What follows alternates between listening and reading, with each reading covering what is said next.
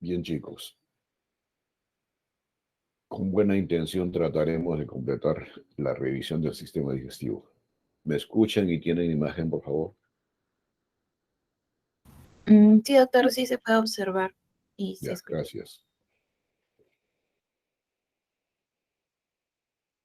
Consideradas como estructuras anexas al tubo digestivo, están las glándulas salivales mayores y menores. Las mayores, parótidas, submandibular y sublingual. Tienen diferente tipo de secreción cada una de las glándulas, pero obvia, las tres contribuyen al proceso de la formación del bolo alimenticio y triturar los alimentos.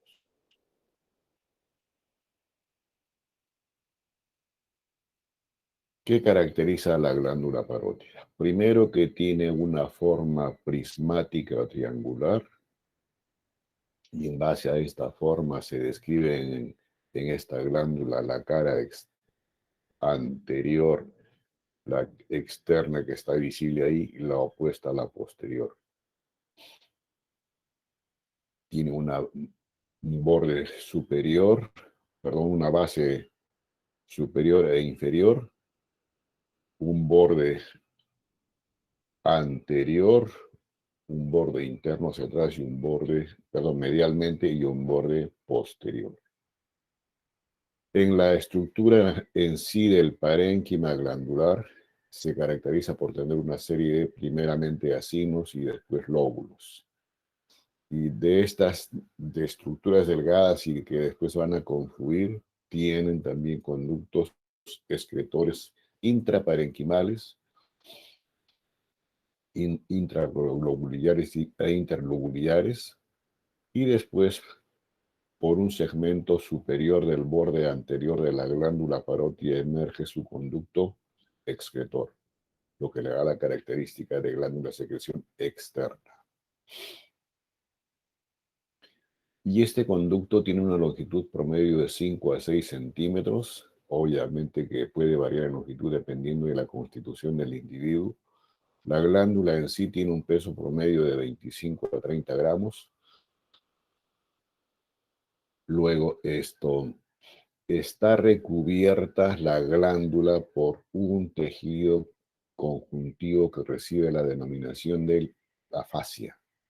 Y el comportamiento de esta fascia en relación al músculo esternocleido anterior, la apófisis mastoides y el músculo macetero, esa fascia, les vuelvo a repetir, es simplemente que un desdoblamiento de la aponeurosis cervical superficial. Entonces, el lugar de ubicación es por delante del conducto auditivo externo, por debajo del arco cigomático, en relación con el borde y cara externa del macetero y con el borde inferior de la mandíbula, fundamentalmente su tercio posterior del cuerpo y el ángulo de la mandíbula. Entonces, esa es la ubicación exacta desde el punto de vista óseo, pero englobado en una estructura, como el juego rápido que se llama la celda parótida. Si tiene caras, bordes y bases, entonces las relaciones que se establecen en relación a estas superficies son las siguientes. La cara externa, o sea, la que era visible en la diapositiva anterior, la relación anatómica que establece es piel, tejido celular subcutáneo y obviamente más internamente la fascia cervical superficial. Mientras la cara posterior o postero-interna, así también le dan la denominación, está en relación con la apófisis mastoides, y al estar en relación con la apófisis mastoides también guarda relación con el esternocleidomastoideo y con el digástrico y con los músculos que se insertan en la apófisis estiloides. Y asimismo, ustedes, si recuerdan esa zona, ahí está la yugular interna, carótida interna y pares craneales. Mientras que la cara anterior, sí, la relación primaria que se debe recordar es relacionado con el músculo macetero. En cuanto a su borde superior, va a estar en relación con el conducto auditivo externo y con la articulación temporomandibular, la que les he comentado aquí. Su base inferior corresponde acá hay una cintilla que recibe la denominación la cintilla o tabique intermaxiloparotidio. El borde interno que no es visible a este nivel se va a tener relación con la pared lateral de la faringe a través del ligamento estilomaxilar y el borde anterior, esto está en relación con la cara externa del macetero. Y finalmente el borde posterior está en relación con el músculo esternocleidomastoideo.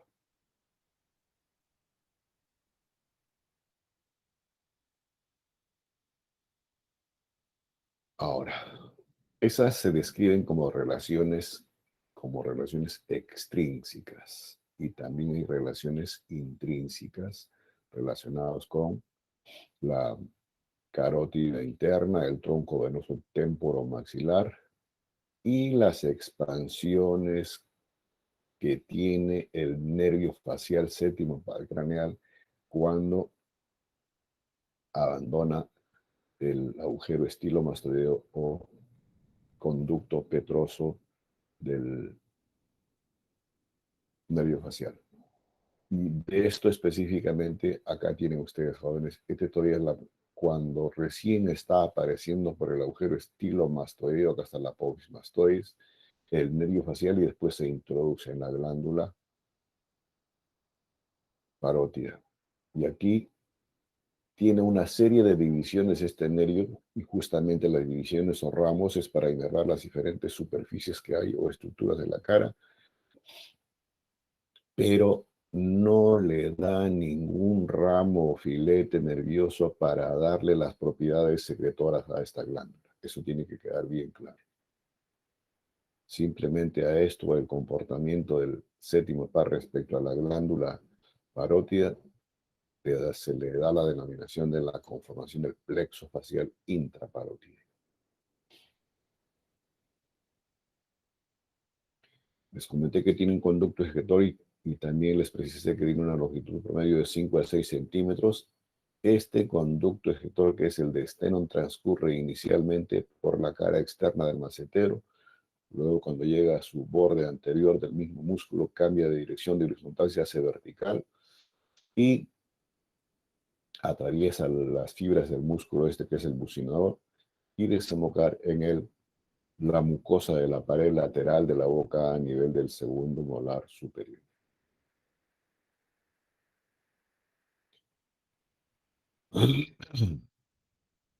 De relaciones anatómicas, jóvenes, ya se los he comentado, pero sin embargo ustedes aquí tienen algunas venas con las cuales tiene relación.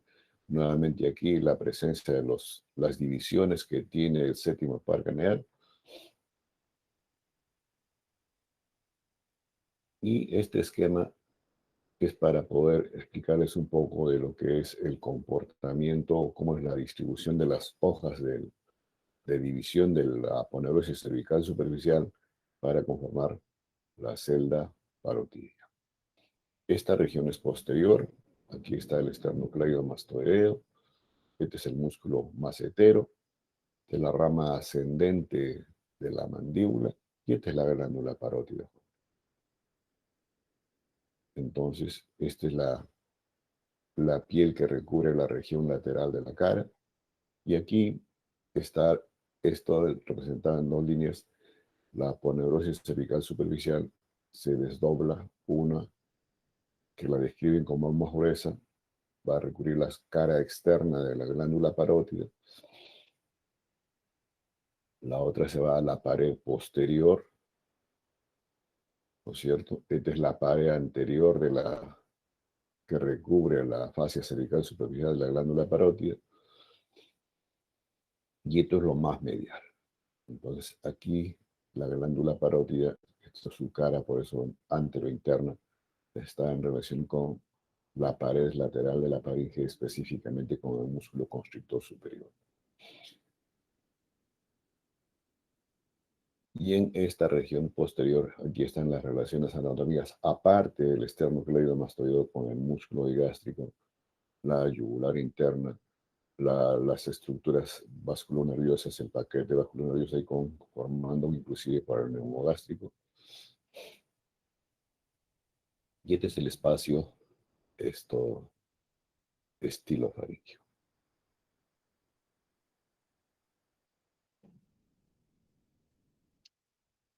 Tiene irrigación la glándula que estamos revisando, sí, jóvenes, y es a expensas de ramos de la arteria temporo-superficial.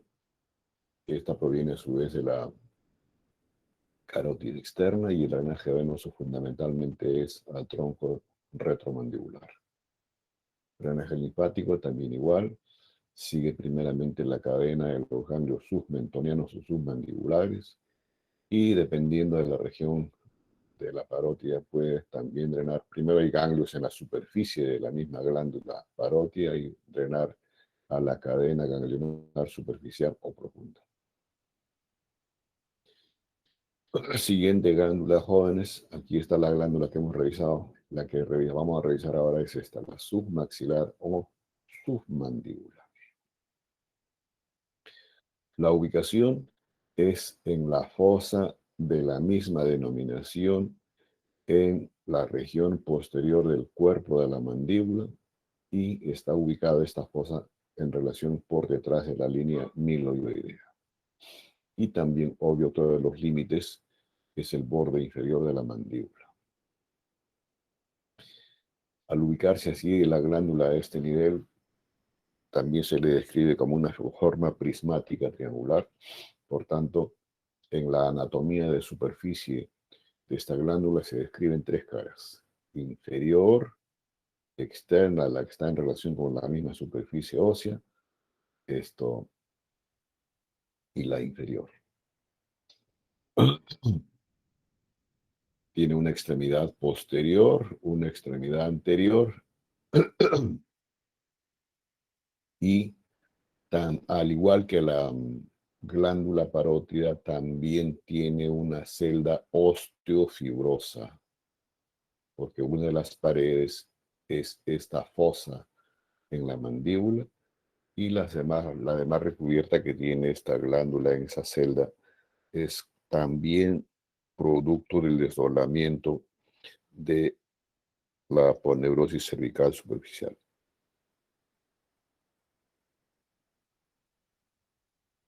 Entonces, esta celda submandibular tiene una pared interna que ya les acabo de comentar que es producto del desdoblamiento de la aponeurosis cervical superficial y se va a insertar en la región posterior de la línea miloidea.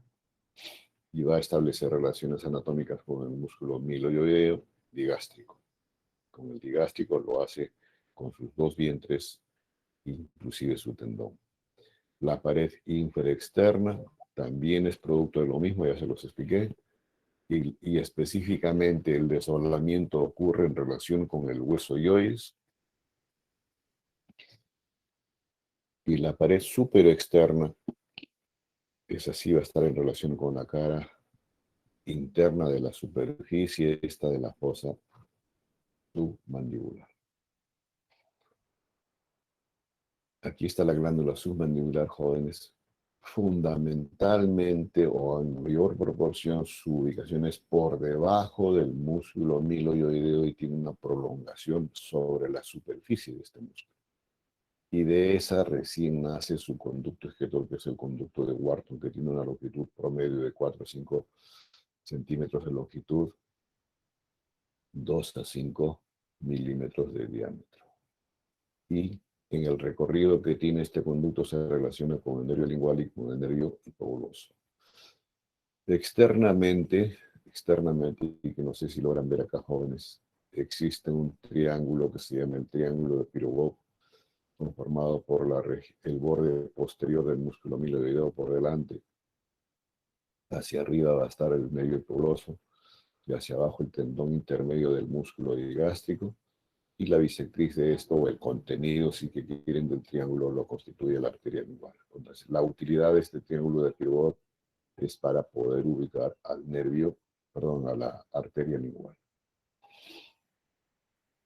Ahora, externamente hemos escrito la glándula. Cuando está sobre o se proyecta sobre el músculo miloideo, ya o sea, en dirección con el piso de la boca, el conducto excretor jóvenes está a este nivel lateralmente al frenillo sublingual, que ya lo hemos revisado, que es un pliegue que tiene la mucosa en el piso de la boca y en relación también con el borde, perdón, con la superficie inferior de la lengua. Esta es la glándula jóvenes prismática y algunas de las relaciones anatómicas que se describen en relación a su cara superexterna, que está en relación con el músculo pterioideo interno que no se ve acá. La cara inferior externa, esta sí se ve, jóvenes, está recubierta por piel, y el músculo platisma. Obviamente a ese nivel va a ser cruzado por la arteria y vena facial por atrás y la arteria por dentro. La cara interna va a estar en relación con los músculos miloioideo, que se ven parque ahí, y en iolos. Su extremidad anterior va a estar en relación con este, que es el vientre anterior del músculo digástrico, y de ahí se va a prolongar o emerger su conducto. Su extremo posterior, o sea, esta que está aquí, va a estar en relación con el músculo constrictor de la faringe, su borde externo, con el borde inferior de la mandíbula, o lo mismo acá, y su borde superior con la línea miloioidea.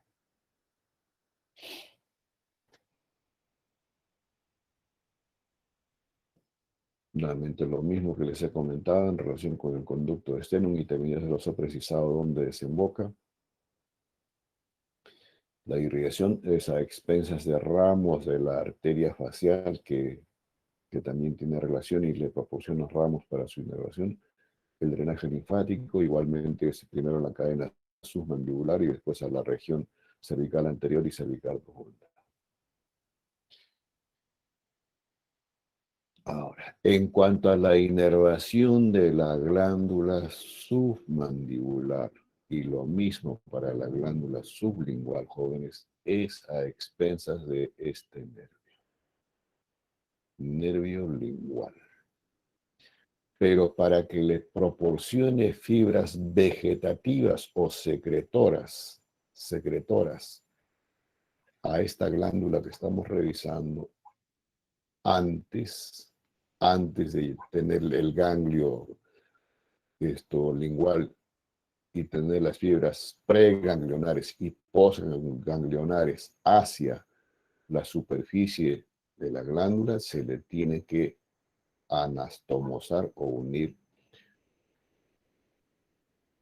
un ramo del nervio facial, que es un ramo intrapetroso de este nervio aquí, es extrapetroso, que es el nervio de la cuerda del tímpano. Entonces, este nervio de la cuerda del tímpano, ramo dependiente del séptimo par, es el que trae consigo fibras vegetativas y después aprovecha, entre comillas, al nervio lingual para transportar esas características de inervación.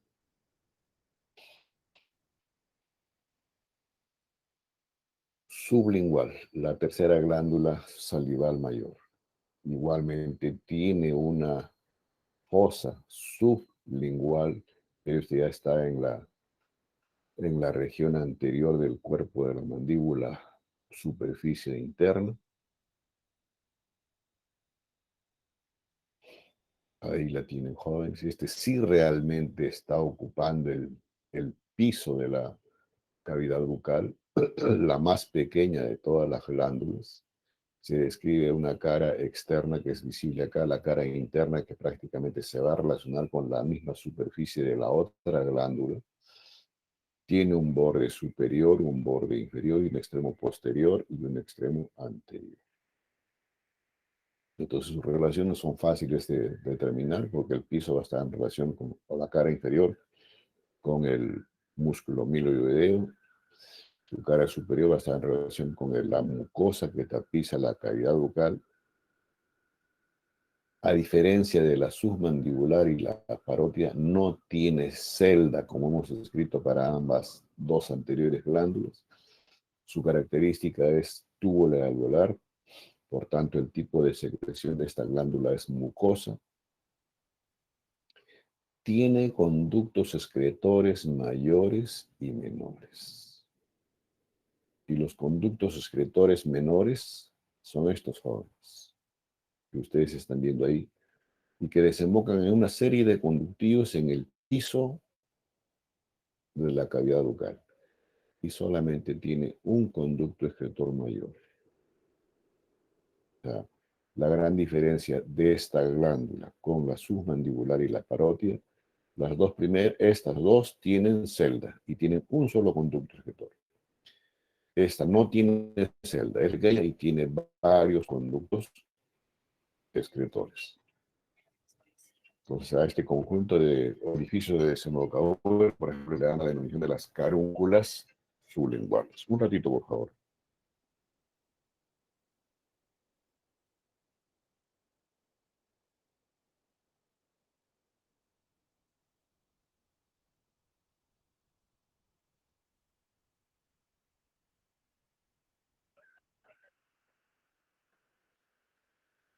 Es una glándula pequeña que no pasa de los 3 gramos. Los conductos excretores ya se los he precisado, jóvenes. Inclusive de conductos pequeños se hablan de 15 a 30 en promedio.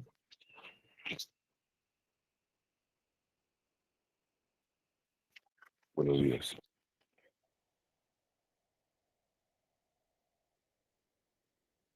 ¿Quién habla? Sí, pero estoy en clases, ahorita no te puedo apoyar. A mediodía, con gusto.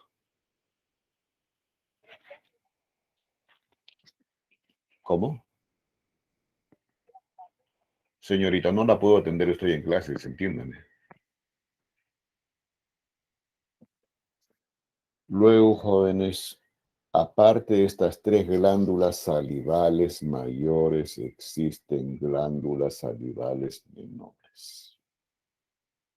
Y esas están distribuidas en toda la región mucosa y submucosa de la cavidad oral. Y la denominación que reciben es de acuerdo a la zona donde se ubican estas glándulas.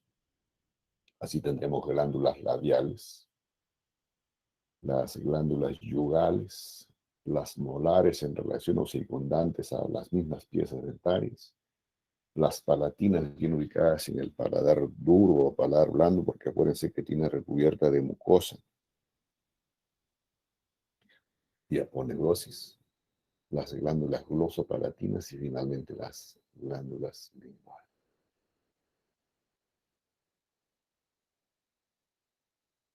Y ahí las tienen algunas esquemáticamente representadas en la mucosa de la pared lateral, labio superior, labio inferior, y aquí en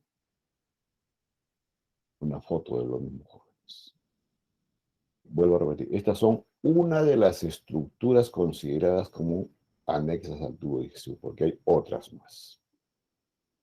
Ahora, como estructura netamente relacionada al sistema digestivo, ya hemos revisado una primera que es la boca. Ahora vamos a continuar revisando lo que es la faringe, lo que justamente está representado ahí en color verde. ¿De dónde a dónde es la extensión de la faringe? Desde la base del cráneo hasta la vértebra cervical C6. Algunos comentan que inclusive puede ser hasta C7. La forma que tiene esta estructura es infundibiliforme. Es más estrecha en su extremo superior e inferior. Y así se habla de medidas, por ejemplo, de longitud de 13 a 14 centímetros, un diámetro transverso de 5 centímetros en la región media en esta, y un diámetro transverso de 2.5 centímetros en su región inferior. Significa esto, jóvenes, que el diámetro o el lumen que tiene la faringe es menor en su segmento inferior o cuando ya se va a continuar con el esófago.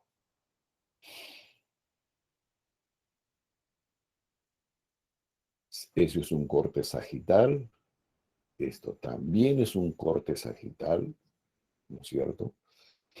Y esto es un esquema que permite ya establecer las paredes que se describen en la conformación de la faringe.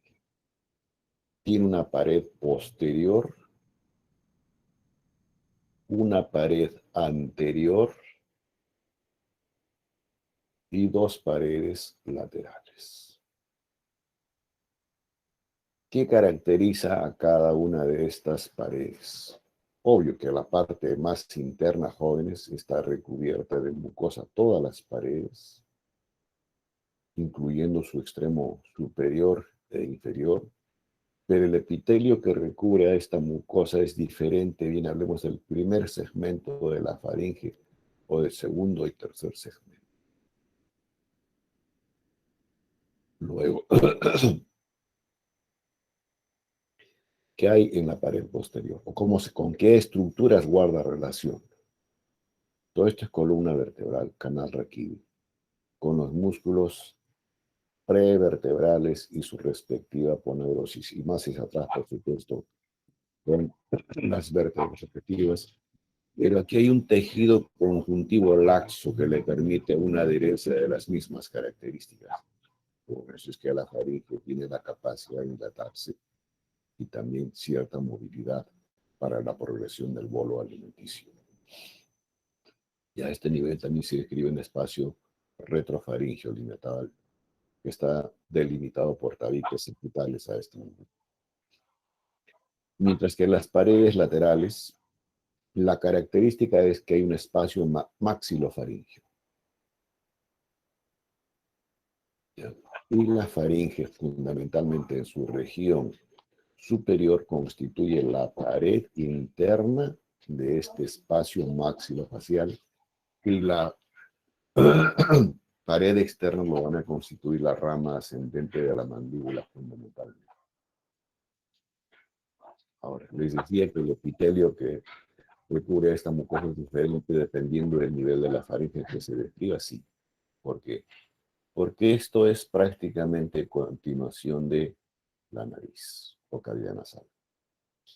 Entonces, si hablo de esto, completemos la revisión de las paredes. Faltaba describir la pared anterior. La pared anterior simplemente de nombre, porque no tiene estructuras definidas que cierren a la faringe en su región anterior o pared anterior. ¿Por qué?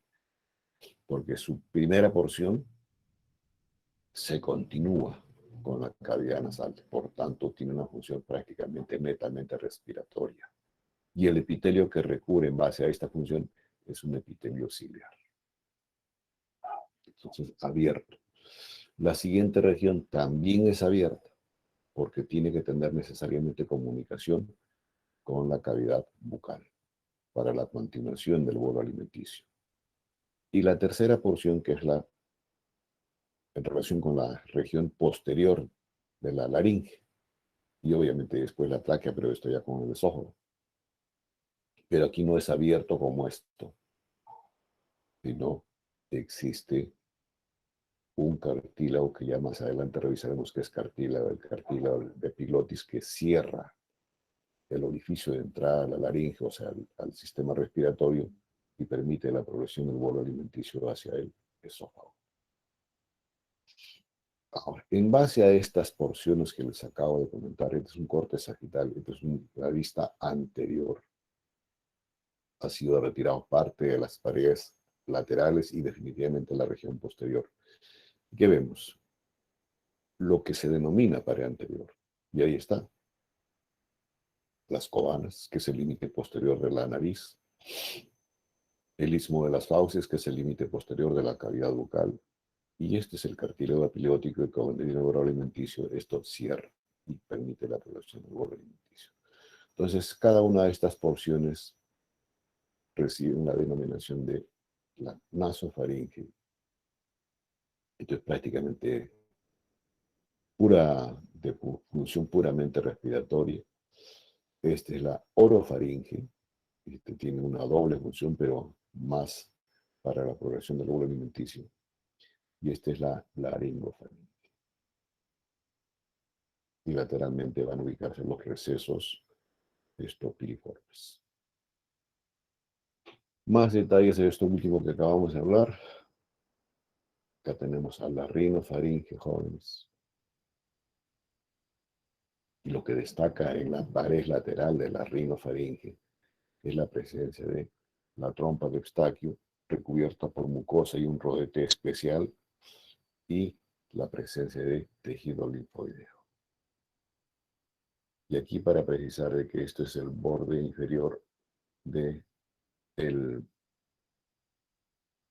esfenoides, y también aquí está el borde o la región inferior de la apófisis basilar del occipital, donde está el tubérculo faríngeo, donde se va a insertar la aponeurosis faríngea, que es el elemento constitutivo de armazón para la faringe. La orofaringe, ya les he comentado que tiene su borde posterior, está delimitada por el velo del paladar, específicamente la úvula. Anteriormente están los pilares de la misma denominación, y lateralmente existen unos pliegues laterales para favorecer la progresión del bolo alimenticio. La hipofaringe o laringofaringe, destacar estos recesos laterales que son los que permiten el deslizamiento de los alimentos fundamentalmente líquidos, y son los que van a relacionarse, como ya se los dije. Este es un corte vista posterior, este es un corte sagital. Aquí está prácticamente cerrada la epilotis para permitir la progresión del bolo alimenticio. Y en cuanto a la constitución en sí de la pared de la faringe, se caracteriza por tener un revestimiento mucoso, y su mucoso es lo más interno. Después viene el armazón fibroso que les acabo de comentar. Tiene músculos que son constrictores y ligadores, y externamente existe una fascia perifaringe. Para lo mismo, jóvenes, pero esto es para destacar que en todo este nivel, jóvenes, existe en todo el entorno linfeo, o sea, las tonsilas palatinas, amigdalianas, etcétera, y en relación también con la tuba auditiva. Todo eso se llama el anillo linfoideo de Waldeyer. Lo que falta describir es los músculos constitutivos de la faringe. Se describen tres músculos: constrictor superior, medio e inferior, y también tiene músculos elevadores que son el faringoestafilino y el estilofaringio. Estos tres músculos, esquemáticamente en una vista lateral, lo tenemos aquí: el constrictor superior de la laringe, el constrictor medio y el constrictor inferior. Como ustedes están viendo y tienen disposición, así como el nombre del músculo lo dice, pero la característica es que están imbricados, o sea, donde termina el constrictor superior, como que se introduce parcialmente el borde superior del constrictor medio, y así el constrictor inferior. Ahí tiene nuevamente una vista posterior. Y la otra característica de estos tres músculos, jóvenes, es que los tres se insertan en la región posterior de la faringe, formando lo que se llama el rafe medio. Lo mismo ahí. Ahora, y como ya les he dicho que su inserción final es en el borde posterior y conformar el rafe medio, simplemente describirles que el músculo constrictor superior nace de la parte inferior de la ala interna de las apófisis pterioides, y también se inserta en el ligamento pterigomaxilar. Mientras que el medio, jóvenes, se origina ¿dónde? En el borde superior del asta menor del hueso yoides y en la cara superior del asta mayor del yoides. Mientras que el inferior se caracteriza por tener tres fascículos: tiroideo, cricotiroideo y cricoyeo. Esto en relación a las inserciones iniciales que tienen estos tres fascículos, y después se desplazan en abanico y terminan en ese rafe posterior. Esos son los constrictores. Y los elevadores son el estilofaringio y Esto, lo otro es el faringo estafilino. El faringo estafilino es como hablar de lo que es uno de los pilares que constituyen el paladar blando. Este específicamente, jóvenes, el pilar posterior. Este está señalando a este nivel. De relaciones anatómicas que tiene la faringe, jóvenes, las relaciones anatómicas es con estructuras neurovasculares, yugular interno, plexo faríngeo, carótida externa.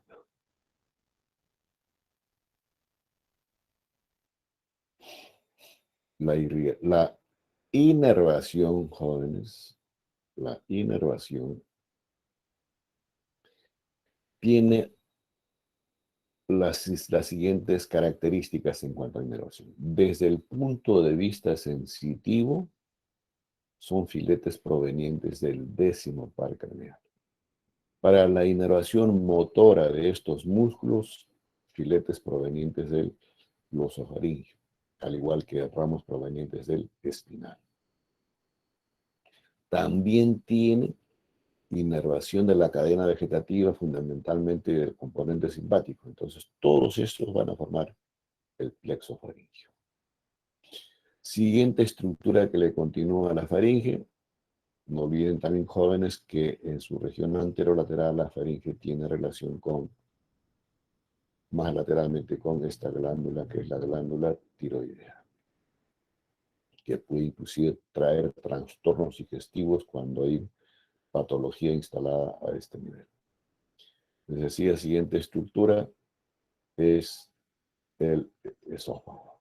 Y el esófago, por supuesto, se va a iniciar en el borde inferior de C6 o también relacionado la otra estructura anteriormente, que es el cartílago cricoides, que es el cartílago más inferior en la conformación de la laringe, que es ya perteneciente al sistema respiratorio. Al iniciarse a ese nivel y terminar en el estómago, específicamente en el cardias, tiene una longitud promedio de 23 a 25 centímetros. Obvio que esto puede tener ligeras variaciones dependiendo de la constitución individual, pero en promedio es esa medida. Es importante tener en consideración cuando ustedes más adelante les enseñarán el procedimiento semiológico de la colocación de las zonas neurológicas. Entonces, 25 centímetros para que es esófago, obviamente que la sonda tiene que llegar al estómago. Y tienen que considerar después las medidas que se instalan esto de la faringe y de la región bucal.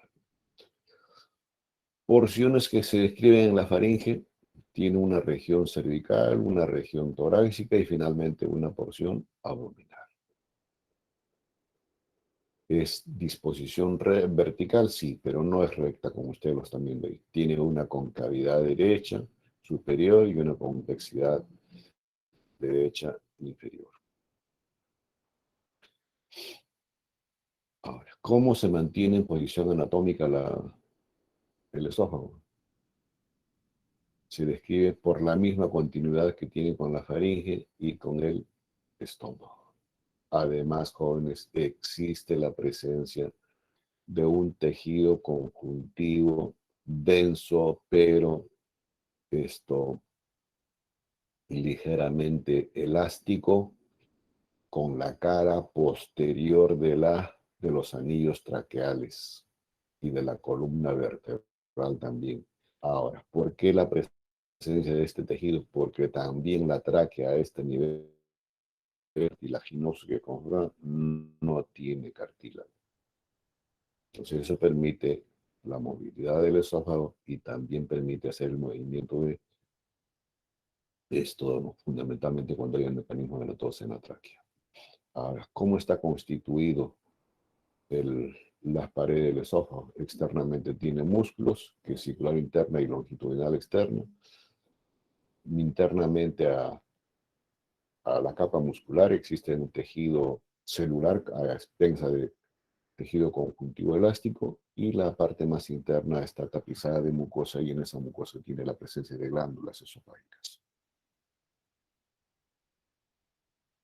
Si bien es cierto que tiene una disposición vertical, no tiene un diámetro uniforme el esófago. Entonces, por no tener un diámetro uniforme, se habla de estrecheces y dilataciones. Tiene una estrechez inicial en relación o a nivel del cartílago cricoide, pero se llama estrechez cricoidea, y a ese nivel el diámetro promedio es de 12 a 15. Luego la siguiente estrechez es la aórtica o aórtico bronquial también le llaman, y la estrechez aquí es de 15 a 17, y la última estrechez es cuando transpone el anillo diafragmático. Y si tiene estrecheces, pues también tiene dilataciones.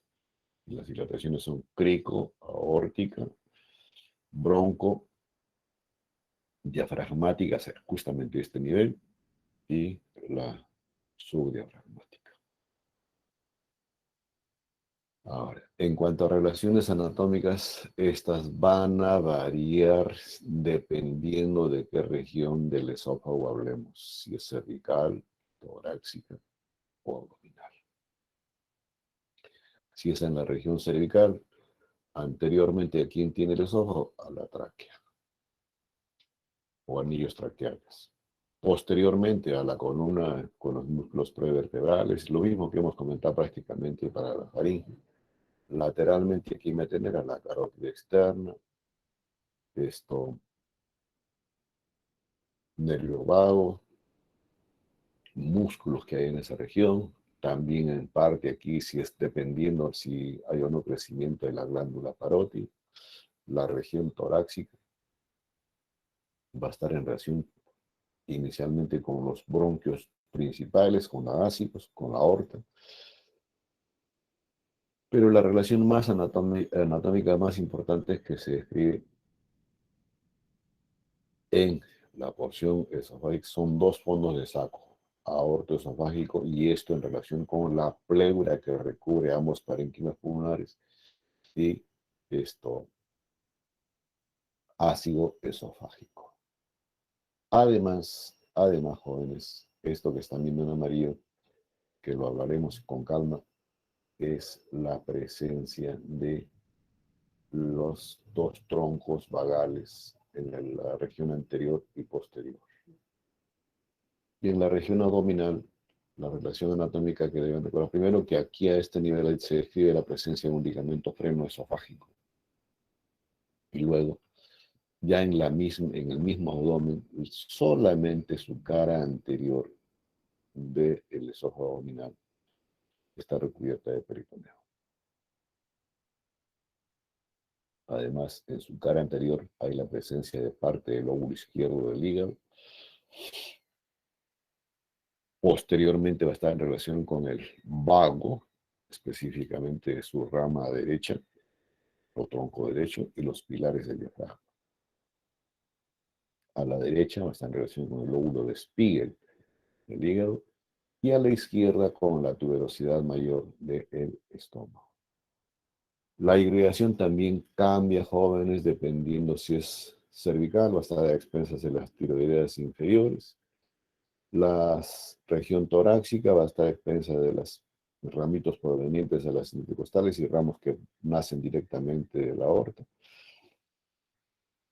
Broncomediastínicas, después aquí las diafragmáticas inferiores y los ramos de la coronaria estomáquica, coronaria izquierda cuando estamos en la región abdominal.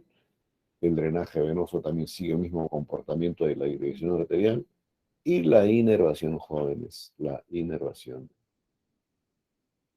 su segmento superior es a través del nervio recurrente del vago que tiene a este nivel, que transcurre justamente por este surco tráqueo esofágico, nervios laríngeos recurrentes. Y en su porción torácica El vago o los dos vagos se distribuyen así en toda la superficie del entorno del esófago, formando el plexo esofágico con la participación de la cadena vegetativa. Y antes de atravesar el medio diafragmático, estos dos troncos vagales o este plexo distribuido se unen. El izquierdo se ubica en la región anterior y el vago derecho en la región posterior, y así llegan al estómago. Y hasta ahí el mensaje de esófago y que le continúa al esófago esta estructura, jóvenes, que se llama estómago. Pues eso revisaremos a continuación.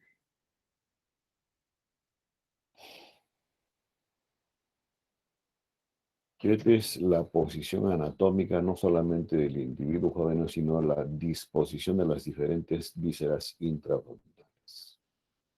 Hígado, ligamento falciforme del hígado, específicamente el lóbulo derecho, el lóbulo izquierdo. Ya voy describiendo detalles de hígado también, jóvenes, porque de repente no me alcanza el tiempo. Este es el borde anterior específicamente del hígado, borde cortante agudo. Esta es la cara diafragmática porque está en relación con la cara inferior del músculo diafragmático. Lo oculto de este segmento del hígado, o sea, lo opuesto, es la cara visceral. Se llama cara visceral porque está en relación con las otras vísceras que vamos a describir a este nivel. Este es el estómago, jóvenes, el estómago, y específicamente lo que vemos acá del estómago es su curvatura mayor. Vean ustedes, el estómago tiene, esta parte del estómago tiene una disposición horizontal. De la curvatura mayor del estómago se desprende esta estructura que son repliegues peritoneales después de haber cubierto la cara anterior y posterior del estómago. Significa que hay dos hojas y cuando llegan más o menos a la altura de ambas crestas ilíacas, esas dos hojas nuevamente regresan. Entonces si forman esta estructura que se llama el aumento mayor u epíplomo mayor. En buena cuenta ya les he descrito también acá parte de peritoneo, que es otro componente de la cavidad abdominal y relacionado con las vísceras que hay en la cavidad abdominopélvica. Entonces, esto es lo que vamos a revisar, y lo que continúa el estómago ya es intestino delgado. La primera porción de intestino delgado no se ve aquí porque está cubierto, pero así por el hígado. La cara visceral específicamente es la vesícula biliar, glándula anexa al hígado. Y el epíplomo, jóvenes, está como un manto recubriendo, así está en el vivo, a lo que es intestino delgado y también esto, colon transverso que está acá atrás, colon ascendente y colon descendente. Y como es una porción móvil la del colon transverso, entonces si traccionamos esto hacia arriba, vemos asa delgada. Pero no vemos el duodeno, que es la primera porción del intestino delgado. Entonces ahí está el colon ascendente, colon transverso, ya el inicio de lo que es colon descendente. Ahora, estas diferentes vísceras se proyectan a la pared abdominal. Ya en semiología les explicarán que estos son los diferentes cuadrantes que tiene la pared anterolateral. Son 9 cuadrantes. Y en estos cuadrantes, como están viendo ustedes ahí, se proyectan las diferentes vísceras y eso es útil para poder hacer el examen clínico. Entonces, si yo quiero examinar, por ejemplo, esto, hígado, no me voy a esta zona, pues tengo que examinar lo que es relacionado con el hipocondrio derecho. Otro ejemplo, el apéndice secal y ciego, cuando hay sintomatología, ya digamos cuando es florido el diagnóstico, la sinología clínica se evidencia en el examen clínico en la fosa ilíaca derecha.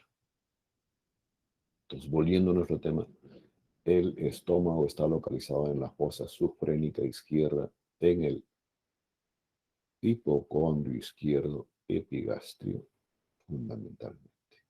Esa es la localización que tiene el hígado, proyectado a estos cuadrantes que les acabo de comentar. Este es el estómago, jóvenes. Lo estamos viendo a su integridad,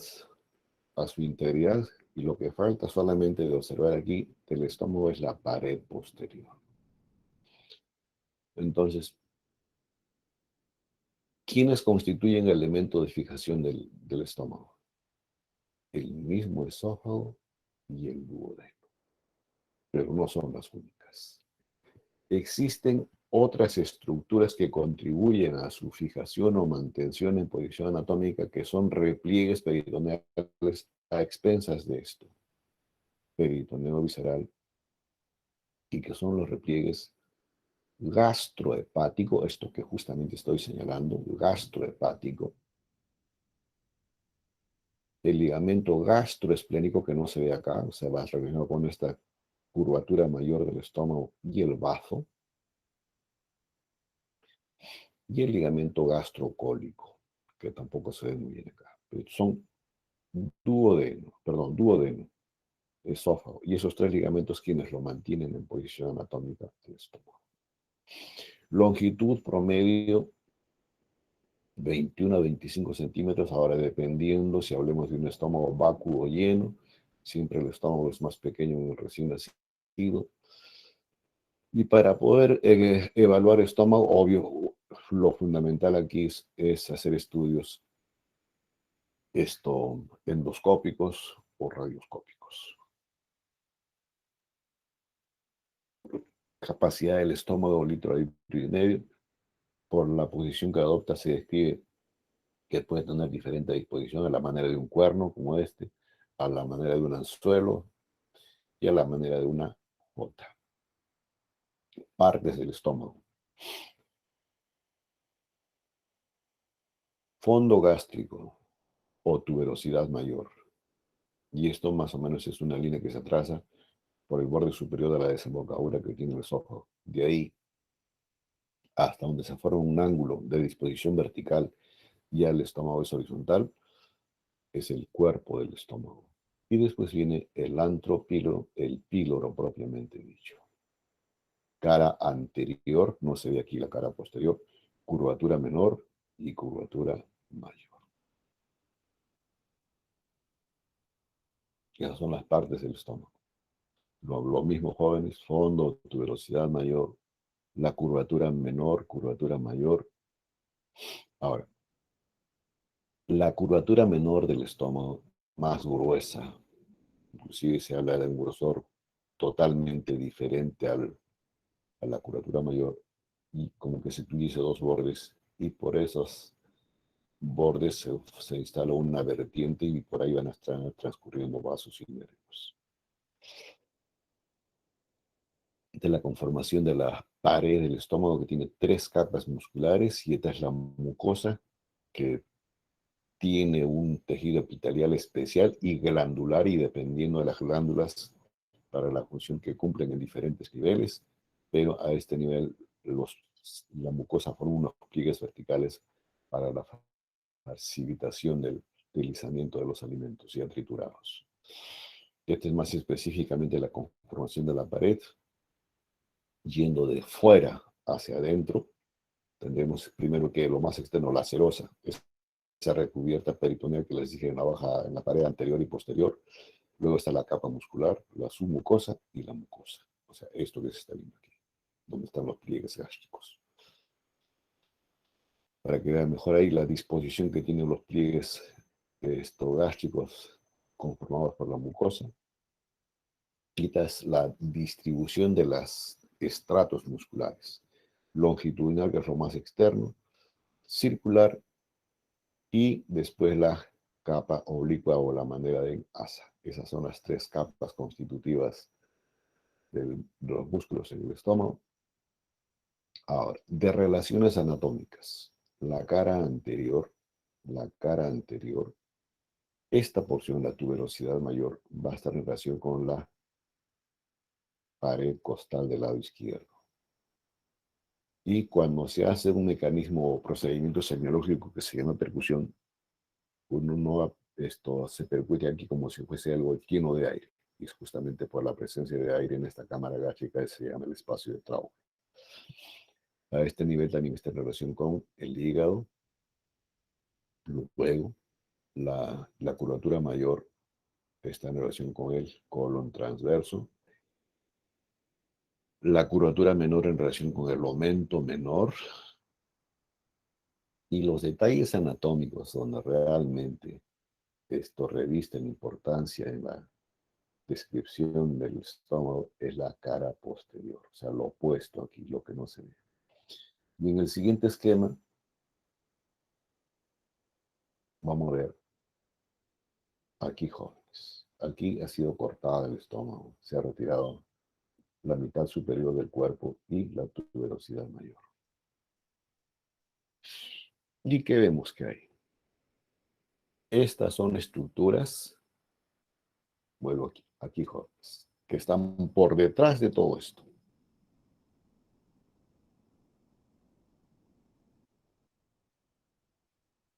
Y ese espacio que está por detrás de todo esto, el espacio, digo, es la transcavidad de los epiplones.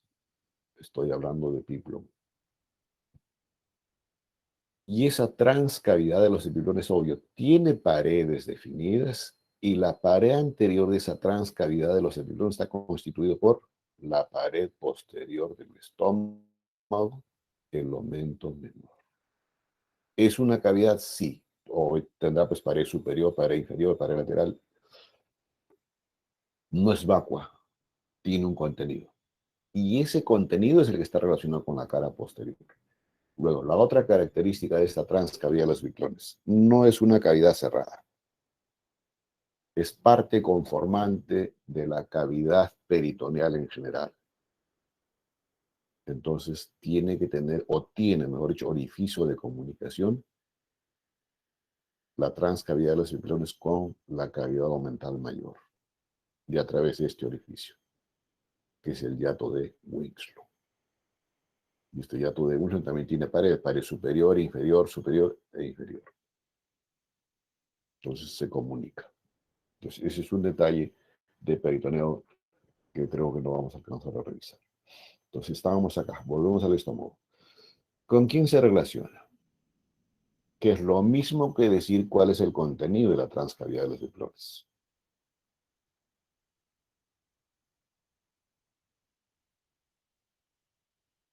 Vena corta, ¿no es cierto? O vena cava inferior, perdón.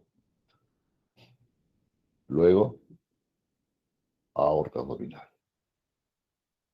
Páncreas, las mesentéricas, venas, riñón izquierdo. ¿Listo? Entonces, esas son las relaciones anatómicas que tiene la pared posterior del estómago. O sea, lo que está por detrás de todo esto. Nuevamente la mucosa de la cámara gástrica. Y aquí esquemáticamente, otra vez lo mismo que les he comentado. El estómago aquí se retiraba en todo su segmento inferior y aquí estamos viendo ya la continuación del estómago, que es el duodeno. ¿Y cómo está irrigado el estómago? Eso ya ustedes lo saben, jóvenes, a través de las coronarias izquierda y derecha y las gastrodiploicas derecha e izquierda. Que se los dejo ahí para que lo recuerden.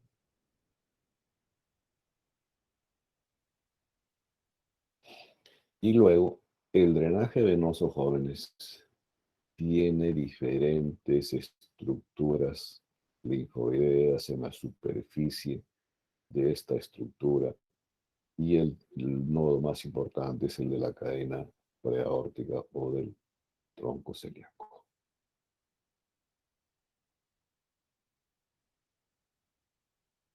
Siguiente estructura que continúa al estómago, jóvenes, es el duodeno. Y aquí se ve las dos primeras porciones del duodeno. Primera porción o duodeno superior y la segunda o descendente. De eso vamos a revisar ahora. Entonces, este es el momento mayor que ya se los comenté. Y vean ustedes, atrás luz, está el colon transverso, que es una porción móvil del intestino grueso, convexidad inferior. Ahora, esta estructura, la continuación de lo que es estómago, o sea, el esfínter pilórico y la primera porción del duodeno, es este de acá. Y este esfínter pilórico, que es la compuerta de salida o el impedimento de reflujo duodeno gástrico, es a expensas de que de un crecimiento o mayor desarrollo de la componente de las fibras circulares del estómago. A raíz de eso está conformado el esfínter pilórico. No. Entonces, lo que viene a continuación es revisar intestino delgado e intestino grueso. El término griego del cual deriva intestino es el término enterón. Y esto es importante tenerlo en consideración porque cuando se habla de procesos o se describen o se instalan procesos inflamatorios en el intestino, no se dice intestinitis, se dice enteritis. Entonces, el inicio de lo que es intestino delgado, primera porción específicamente duodeno, y luego está yeyuno e ilio. Y el ilion termina en la válvula ileocecal que está instalada, como el nombre lo dice, ileocecal, en el ciego, que es la primera parte del intestino grueso, específicamente colon ascendente. Aquí, jóvenes. Aquí está la válvula ileocecal. Esto es ciego. Aquí está traccionado un poco el ciego. Y esta es la última porción del intestino delgado, que es el ilio. Y aquí está la apéndice cecal.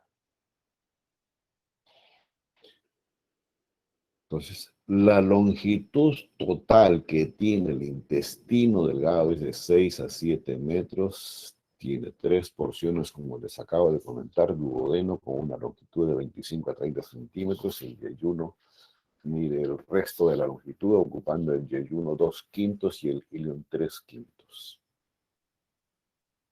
El duodeno tiene una superficie de inicio y estructura anatómica de término. Mientras que entre yeyuno e ilio no existe eso. Aquí nuevamente ustedes, este es duodeno. Y vean ustedes ya la relación que tiene, esta es la cara visceral del hígado, donde está la vesícula biliar y el conducto biliar externo, primero el hepático común y después del hepático común a donde desemboca o tiene relación con el conducto cístico que viene o va a la vesícula, es el colédoco. Y el colédoco desemboca en la segunda porción del duodeno conjuntamente con el conducto excretor principal de la glándula pancreática. Entonces, 25 a 30 centímetros para el duodeno, yeyuno de 1 a 1.7 y el yeyuno de 1.6 a 2.7 centímetros. En proporción, 40% de la longitud total para el yeyuno y el 60% para el hilo. Revisemos específicamente el duodeno. Aquí ha sido retirado el estómago, jóvenes, y han sido retiradas las otras vísceras. Acá está el esófago, tronco celíaco, y este es el duodeno. Continuación del píloro. Primera porción, segunda porción, tercera porción y cuarta porción. Empieza en el bulbo duodenal y termina en el ángulo de Treitz o ángulo duodeno-yeyunal. Esto último que acabo de comentar no es otra cosa que un repliegue del peritoneo a ese nivel. Entonces, esos son los límites donde se inicia y donde termina. Bueno, es más, no existe eso entre yeyuno e ilio. Entonces, la forma que tiene el duodeno en relación principalmente con la cabeza del páncreas es la forma de una C. Y se ubica más o menos entre L1 y L3.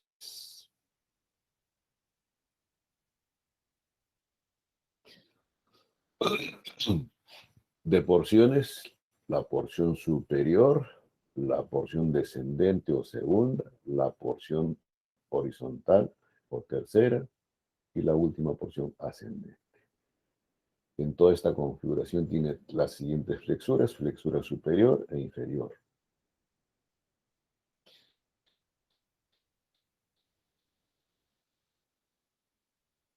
La única porción móvil del duodeno es esta primera porción.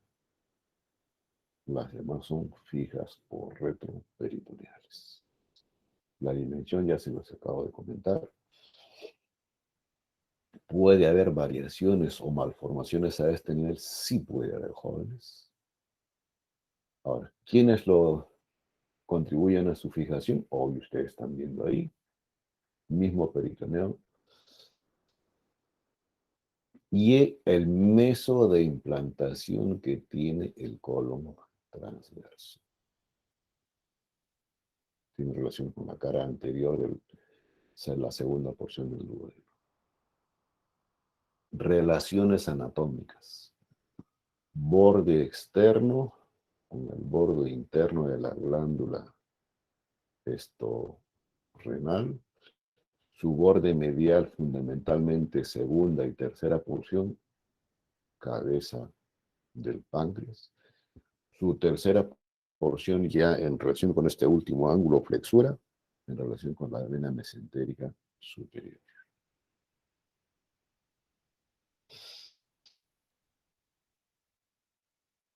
Y aquí, en esta lámina, para que ustedes recuerden mejor las diferentes relaciones anatómicas que les acabo de comentar, es el píloro del estómago, bulbo duodenal. Entonces, como hemos comentado, diferentes porciones en el duodeno. La primera porción superior tiene una longitud promedio de 5 centímetros y esta es la que se va a relacionar con la cara inferior del hígado y también con la región posterior de la vesícula biliar. Luego, la segunda porción o descendente tiene una longitud promedio de 7 a 10 centímetros. Este está relacionado con la desembocadura del conducto pancreático y el colédoco, la relación anatómica más importante. La tercera porción, o sea, la horizontal, tiene 6 a 8 centímetros de longitud. Relación anatómica importante también es comentado con la raíz del mesenterio. Y la última porción, que es la ascendente, ubicada en el lado izquierdo, tiene una longitud promedio de 5 centímetros. Y esta es donde se va a ubicar el ligamento de Treitz. Y si hablamos del ligamento de Treitz, jóvenes, acá están las diferentes porciones del duodeno. La inserción normal del ligamento de Treitz o flexura duodeno-iyunal, que es un repliegue peritoneal, está en relación con la última porción del duodeno, o demarcando el territorio final de la extensión que tiene el duodeno. Pero puede haber variaciones. Pero eso no significa que no termine ahí el duodeno, jóvenes. Simplemente son inserciones en relación a la función que tiene este ligamento, como ustedes lo están viendo ahí. Que puede prolongarse a la tercera porción o muy poco a la última porción y más en la posición horizontal, o puede tener diferentes bandeletas de inserción en la pared duodenal. Ahora, este ángulo de Treitz o ligamento suspensorio de Treitz o ligamento duodeno-iyunal se caracteriza por tener fositas tanto superior como inferior. Y estas fositas tienen repercusión clínica, jóvenes, porque pueden ser mecanismos en los cuales se produzcan hernias, pero hernias internas, porque no van a tener relación con ninguno de los, ni el anillo crural ni el anillo inguinal.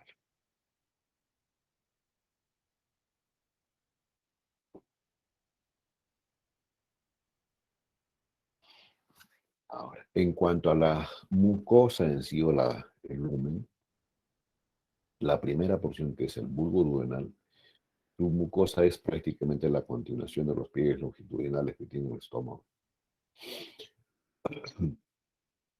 Es la porción más ancha. Luego los pliegues ya no son longitudinales, son circulares. Y son diferentes tipos de pliegues y también diferentes tipos de glándulas que hay a este nivel.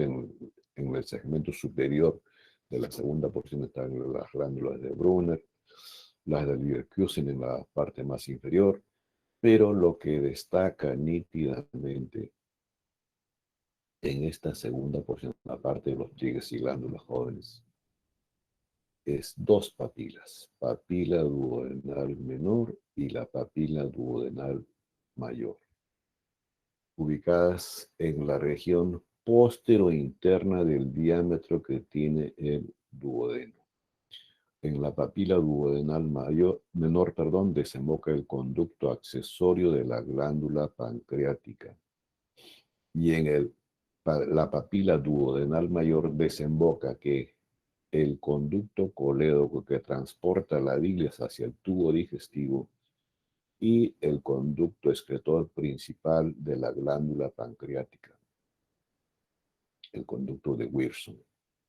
Acá está ubicado el esfínter de Olin. Entonces, esta glándula pancreática tiene doble función. Es una glándula mixta, exocrina y endocrina. Un ratito, por favor. Aló.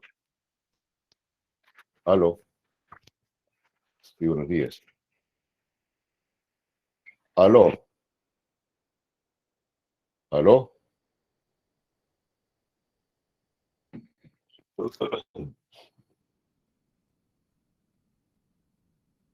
¿Ya? La exocrina es la que vierte su jugo pancreático para la digestión y la endocrina es para la elaboración de la insulina para el metabolismo de la glucosa. Irrigación del duodeno, ya ustedes eso ya lo saben, jóvenes, a expensas de las pancreáticos duodenales superiores e inferiores, el tronco arterial de Valdarina también deben recordarlo. La siguiente porción es yeyun e ilio. Y está así esquematizado estas dos últimas porciones del intestino delgado para poner en evidencia el meso que tiene el intestino delgado. Y a diferencia del duodeno, que no es móvil, yeyuno e ilion son totalmente desplazables dentro de la cavidad abdominal. Y desplazables desde el punto de vista, o sea, peristaltismo, movimiento libremente, o también cuando se realizan intervenciones quirúrgicas si se necesite movilizar víscera delgada. Y lo que permite movilizar jóvenes es justamente este meso. ¿Y qué cosa es este meso? Es un repliegue del peritoneo parietal que cuando está en relación con las vísceras se llama peritoneo visceral. Un ratito, por favor. Aló. Sí. Aló. Buen día. Ya, preséntate nomás, Paticita, por favor. Ya. Si tienes algún inconveniente en la admisión, pues me avisas. Ya, suerte, suerte. Ya, chao. Ahora, el comportamiento de este mesenterio tiene una implantación en la pared abdominal posterior, estoy hablando de peritoneo jóvenes, que es la raíz del mesenterio y tiene un borde que está en relación con la superficie de estos dos segmentos del intestino delgado. Y el comportamiento, aquí hay dos hojas. ¿Qué hacen estas dos hojas? Una se desplaza anteriormente y contornea todo el diámetro de la asa delgada y después regresa nuevamente a la pared abdominal posterior.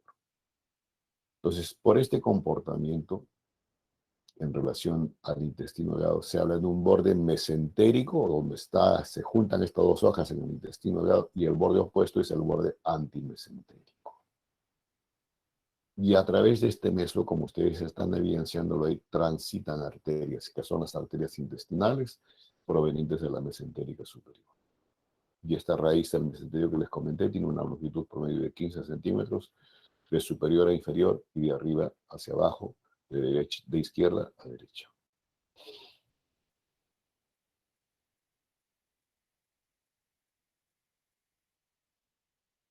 Aquí ha sido retirado, jóvenes, el intestino delgado, ¿no es cierto?, para poner en evidencia la raíz del mesenterio.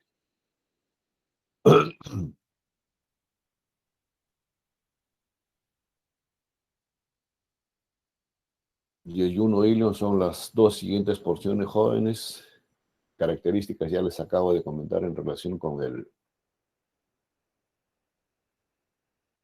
mesenterio. No existe territorio de limitación en cuanto a Yeyuno ilion. Las relaciones anatómicas, obvio, por delante van a estar cubiertas por el epicrum, que ya se los mostré hace un momento, hacia atrás con las vísceras de la pared abdominal posterior, lateralmente con colon ascendente, colon descendente, transverso.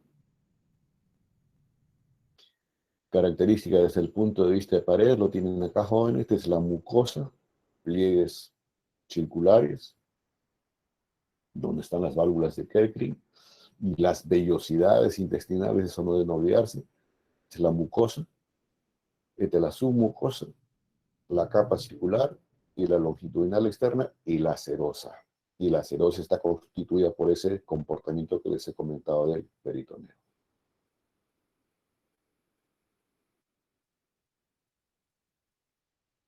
Lo mismo, jóvenes, la presencia de las vellosidades intestinales. Quizás la diferencia en cuanto a estructura de mucosa entre yeyuno e ilion es que en la porción terminal del intestino delgado, que es el ilion, hay la presencia de placas linfoideas, que son las placas de Peyer. Estas aquí.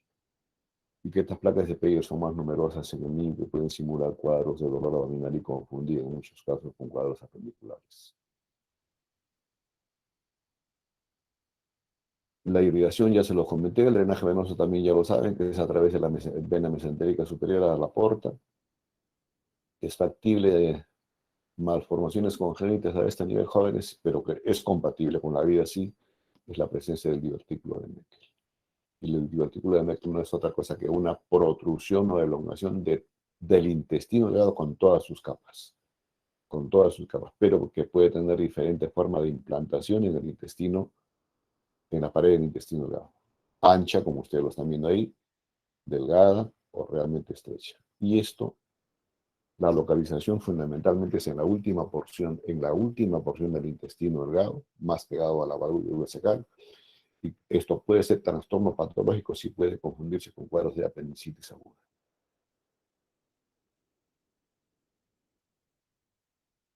El drenaje venoso ya los expliqué, finalmente para que recuerden la conformación de la capa muscular y la presencia de dos plexos, el de Meissner y el submucoso de Auerbach.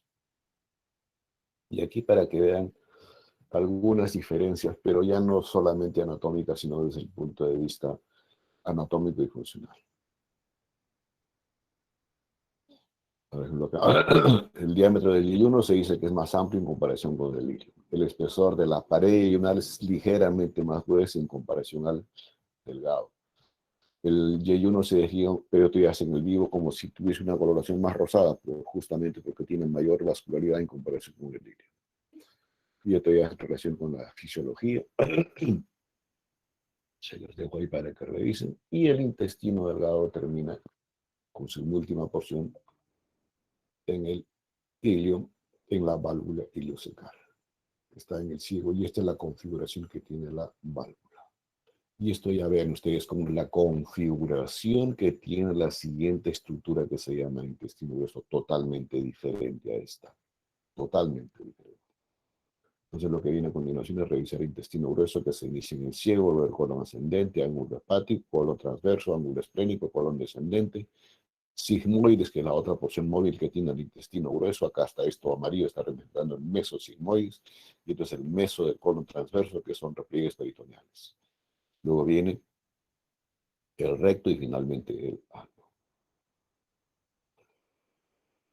Retirado todo esto de aquí en forma esquemática, aquí lo tenemos mejor ilustrado.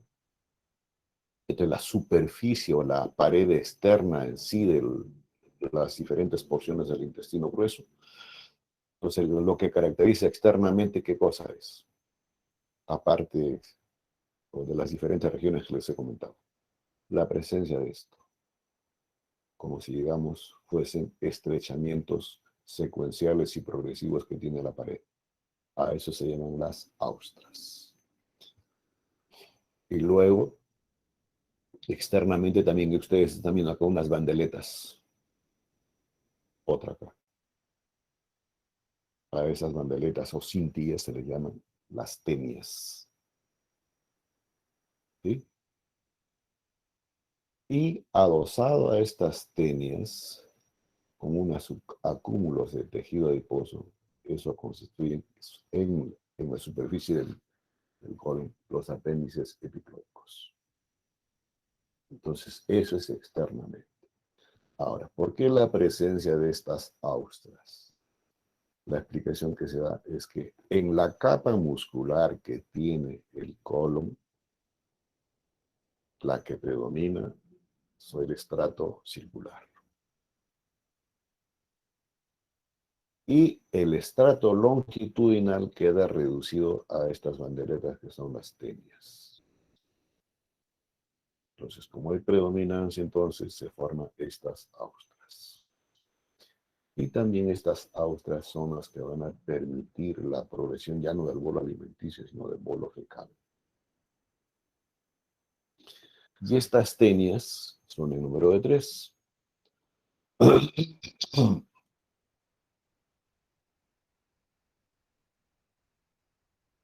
Entonces, estas son las austras. Esta es la tenia libre. Esta es la tenia aumental, o sea, que está en relación con el peritoneo, por eso se llama aumental.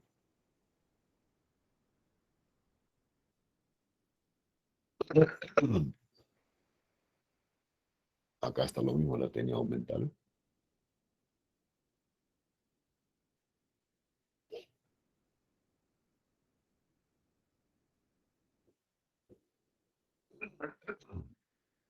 Estos son los apéndices epiploicos.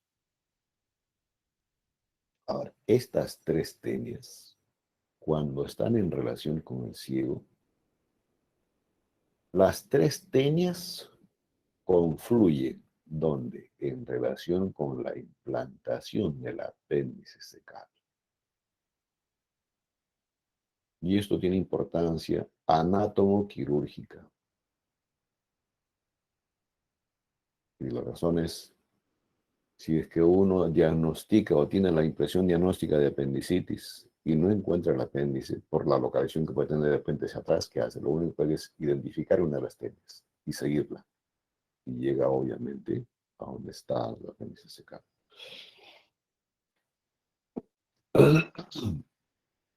Ahora, estas 3 tenias que está presente en el colon ascendente, transverso, descendente, quedan reducidas solamente a 2 tenias en el sigmoides. Y cuando continúa el sigmoides con la siguiente estructura del tubo digestivo, que es el recto, las tenias desaparecen. No desaparecen, sino recobran su constitución. Fibras longitudinales. Y esas son las fibras que predominan o en mayor proporción en la conformación del recto. Entonces, esos son los detalles que tiene el colon transverso. ¿Qué más tiene el colon? El intestino grueso o colon. Colon ascendente tiene una longitud promedio de 10 a 12 centímetros.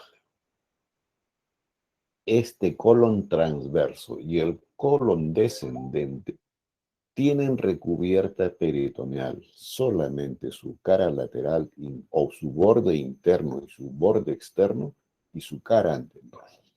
Y después su cara posterior está desprovista de recubierta peritoneal. Pero sí tiene una fase de tejido coalescente que le permite adherirse a la pared posterior abdominal. Igual está. Mientras que el colon transverso, que tiene una longitud promedio de 25 a 30 centímetros y puede llegar hasta 50 centímetros, o sea, ser más así convexo, más móvil, tiene un meso. ¿Y este meso qué hace? El mismo comportamiento que hemos escrito para el intestino, lo contorna en toda su circunferencia. El colon descendente, la descripción es la misma que les he comentado para el colon ascendente.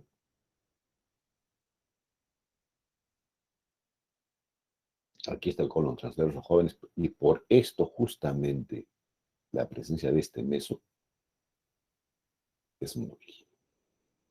Y si es largo, puede torcerse este segmento y causar mecanismos obstructivos. Acá está el colon transverso, pero acá debe estar más de la convexidad inferior mayor. Las relaciones anatómicas de este colon transverso. Esto por delante va a tener pues a la pared abdominal, por detrás va a estar el duodeno, la cabeza del páncreas, la cara anterior del riñón derecho. O sea, son vísceras que están más posterior a esto que estamos comentando. Y también arriba con la cara inferior del hígado que acá ha sido levantado ligeramente. Ángulo hepático, ángulo esplénico, o simplemente derecho e izquierdo.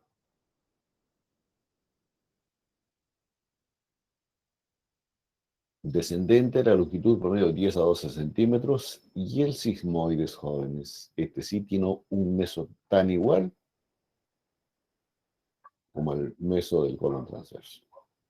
Y esto por la presencia de este meso, que puede ser mayor o menor, y esto ya dependiendo no solamente del factor constitucional, sino influye el factor eh, nivel superficie sobre el nivel del mar. Se dice que la gente de altura tiene esto mayor desarrollado. Colon ascendente, ya se los comenté. Y este sigmoides, jóvenes, este sigmoides tiene una longitud de 40 a 60 centímetros. Y por esa longitud que tiene se describe una porción ilíaca, 15 centímetros, y una porción pélvica. Y llega más o menos hasta S3. Ya les dije, solamente tiene dos tenias. Y esto tan igual como, esto es más factible que volvularse o torcerse en comparación que colon transverso. Y esta última porción del sigmoides, lo tenemos acá, jóvenes. Ya estamos aquí en el piso pélvico en un corte sagital. Pues a nivel de S3 termina el recto, perdón, el sigmoides y empieza el recto. Este es el recto.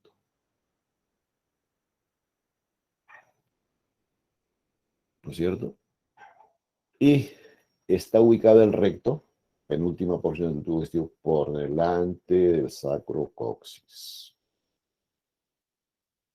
Y la estructura que lo mantiene en posición anatómica es una fascia de tejido especial a este nivel, que es la fascia de Downman-Beers. Ahora, ¿cómo es el comportamiento del peritoneo? Si al sigmoides lo rodeaba en todo su diámetro, el comportamiento del peritoneo cuando está en relación con el recto solamente cubre su cara anterior y ligeramente lateral, pero del tercio superior nada más. Y después, ¿qué hace el peritoneo? Se refleja. ¿Hacia dónde? Para cubrir a la vejiga. Y este reflejamiento así se llama el fondo de saco recto vesical. Solamente en el varón hay un fondo de saco, el recto vesical. Entonces, y esta es la porción pélvica que tiene el sigmoides. Y hablando en sí de recto, esto es una vista frontal, jóvenes. Ya les dije que está sujeta por peritoneo y por esa fascia que hay inferiormente, el recto está mantenido en posición anatómica por un complejo muscular que es parte conformante importante del piso pélvico, que es el músculo elevador del ano.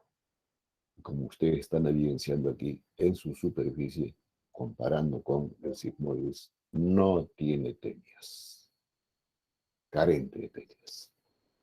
Y como les dije, predominan las fibras musculares longitudinales. Longitud promedio de 13 a 16 centímetros. El recto solamente mide 3 centímetros de longitud. Tiene una extremidad superior, una extremidad inferior y la parte media, jóvenes, es la que tiene más capacidad de dilatación, por eso es que se llama la ampolla rectal, que en promedio mide 8 a 16 centímetros. pero que puede elongarse hasta cifras mucho mayores, mucho mayores. Ya. Ahora, ¿qué caracteriza internamente a el recto?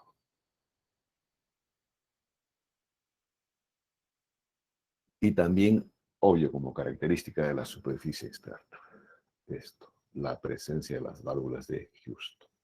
Y estas válvulas de Houston son inferior, media, superior. Y estas válvulas de Houston es producto de qué? De estas depresiones que tiene en su superficie el, el recto. Y justamente es por la presencia de la musculatura circular. Entonces, protruye internamente y causa elevación en la mucosa y esas son las válvulas de Houston.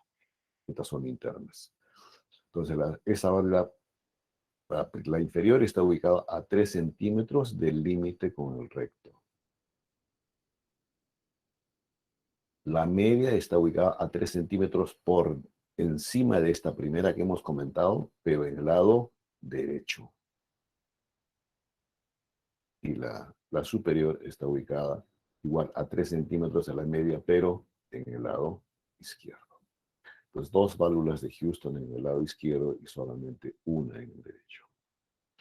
Ahora, tiene recubierta de mucosa con glándulas, obvio, para que lubrique la progresión del bolo fecal en su última porción. Y en su segmento terminal se caracteriza por tener estas columnas, que son las columnas de Morgaglia, que terminan en unos fondos de saco. Y estos fondos de saco, jóvenes, sirven de estructura que delimita el recto ano. Y a esto se le llama la línea anopectílea. Y el ano, que es la última porción, jóvenes, ya tiene una mucosa diferente. Es una mucosa de transición entre mucosa que así del recto ya, pero adquiere características del tejido cutáneo. Y acá en el extremo terminal del ano existen unas estrías anales.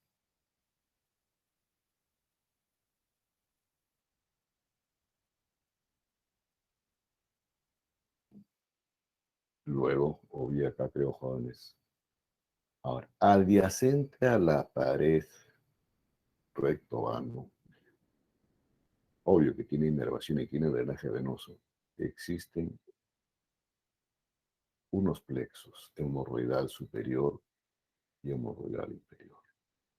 Y cuando existe mecanismo patológico a este nivel, son las que van a desencadenar, jóvenes, lo que se llama la presencia de las hemorroides. Y el comportamiento desde el punto de vista fisiológico de estos plexos es como unos almohadoncitos que protegen, obviamente, la superficie del esfínter anal interno, jóvenes, y obviamente la mucosa para la salida de la defecación. Nuevamente en esquema, para acá sea mejor ubicado ya, pero en relación con el recto, el esfínter anal interno y el esfínter anal externo, que tiene 3 fascículos. De tus esfínteres, uno es involuntario y el otro es voluntario. Aquí están las válvulas que les dije, las criptas y los senos como nidos de paloma, si lo escriben. Constituye esta la línea anorrectal, que es el esfínter anal interno, y este es el externo. Y aquí va a estar la fosa isquiorrectal. En un corte sagital, este es un corte sagital de piso pélvico masculino. Acá está el recto, jóvenes, acá está el fondo de saco que les he comentado.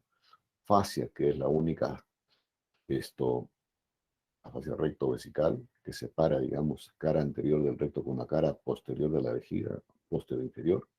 Y la otra relación anatómica que tiene anteriormente es con la glándula prostática y con la uretra masculina. Y esto, ahora, esta relación anatómica de la próstata con la pared anterior del recto es importante tenerlo en consideración en el varón, y todo varón va a pasar por esto. Cuando ya se llega a cierta cronología de la vida, jóvenes, hay un crecimiento e hipertrofia de esta glándula. Y una de las formas de evaluar esta glándula es haciendo el tacto rectal. Tacto rectal, como siempre lo digo, con criterio clínico, para evaluar si hay o no crecimiento de la glándula prostática, que se evidencia pues, con el tacto rectal al hacer ligera protrusión hacia adelante del recto.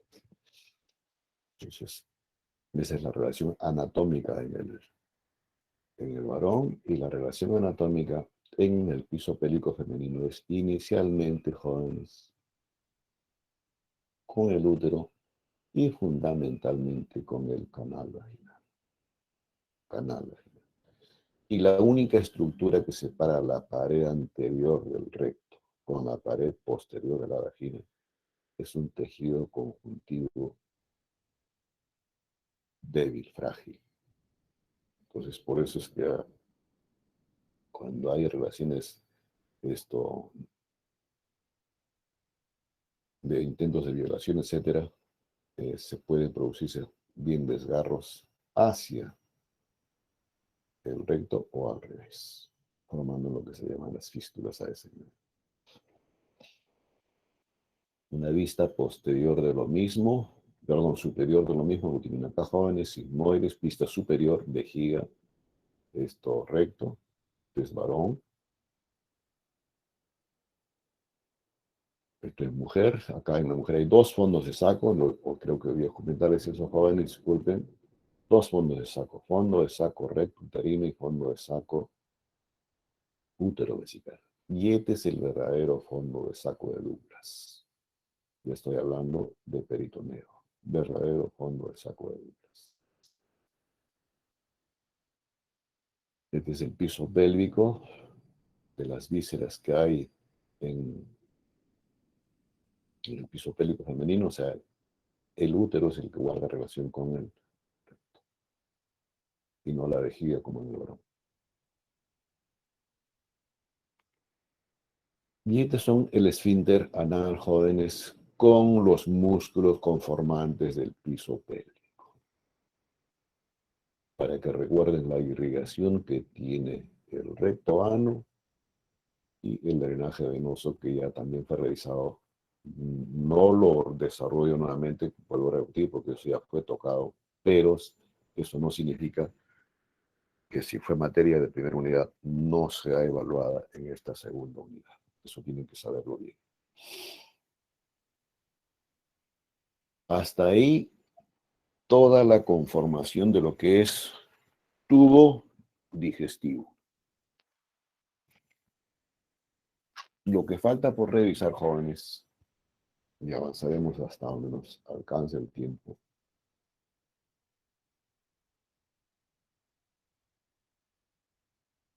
es revisar estructuras anexas al tubo digestivo. Y las otras estructuras anexas es hígado, vías biliares, páncreas y vaso. Un ratito, por favor.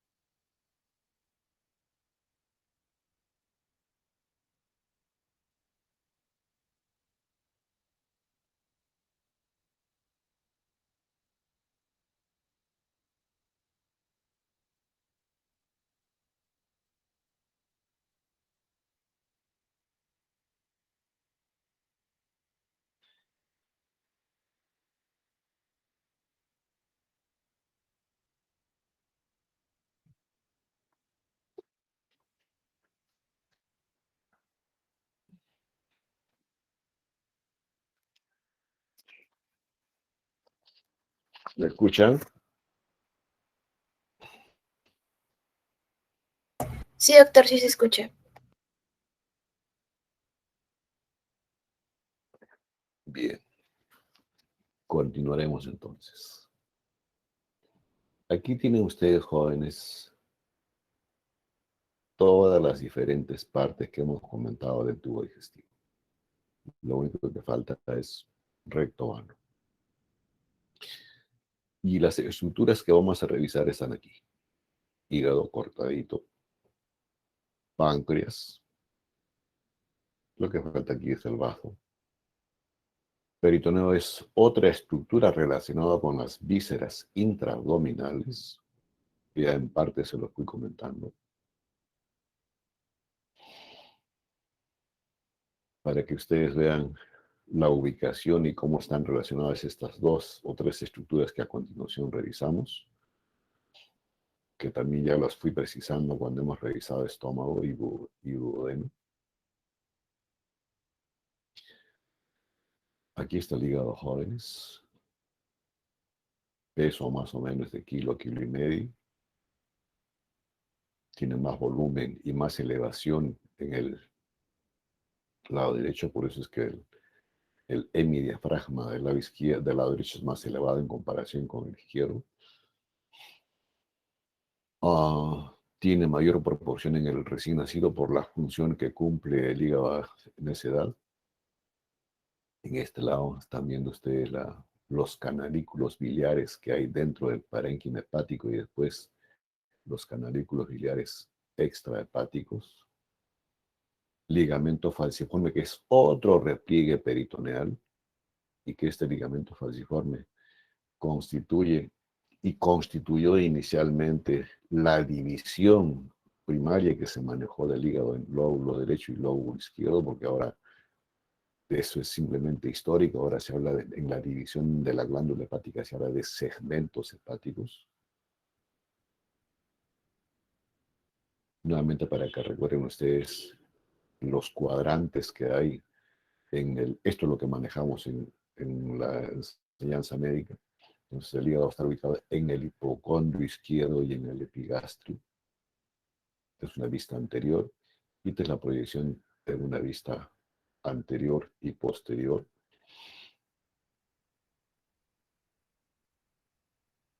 Tiene diferentes funciones, ya eso lo van a revisar ustedes en fisiología. Y una de ellas es la de elaborar bilis. En su anatomía de superficie, ya también se lo fui comentando que tiene caras. Primero lóbulos, derecho e izquierdo. Espesor promedio de 8 centímetros, un diámetro antero-posterior de 16 y 28 centímetros de diámetro transverso. Luego, tiene una cara diafragmática, borde anterior y obvio hacia atrás el borde posterior. La cara opuesta a esta es la cara visceral. Ahora, ¿cómo se mantiene en posición anatómica el hígado? La presencia de vasos. Ya ustedes saben que está ahí la vena cava, la vena porta.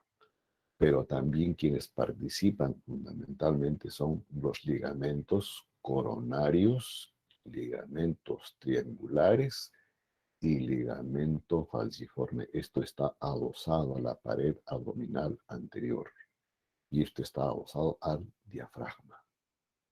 Los tres, dos ligamentos coronarios, dos triangulares y un falciforme que en su base tiene al ligamento redondo, jóvenes, son repliegues del peritoneo parietal y que se desprenden, como el nombre lo dice, de la pared interna de la cavidad abdominal y se vienen hacia a través de estas dos hojas y cubren a la superficie del hígado.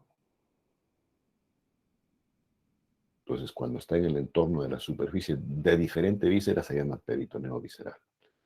Pero la primera capa que recubre al hígado, a la misma glándula, no es peritoneo, es una cápsula propia, que es la cápsula del hígado, y sobre esa cápsula recién está el peritoneo. Esta es la cara diafragmática. La cara visceral es esta. Entonces el hígado ha sido levantado y se ve esta cara visceral. Y se llama así justamente cara visceral, no solamente por la presencia de la vesícula biliar, sino que en esta cara hay huellas o impregnaciones de las diferentes vísceras con las cuales tiene relación. Y esas diferentes impresiones lo tenemos en este esquema. Esta es la cara visceral, o sea, este es el lóbulo derecho y este es el lóbulo izquierdo. Obvio no se ve muy bien aquí el ligamento falciforme, pero sí está acá. Pero en esta cara visceral, el primer detalle anatómico a describirse, aparte de las impresiones, es en estas dos líneas que se llaman las líneas de Cantel, o lo que va a permitir explicar la ubicación del hilo hepático.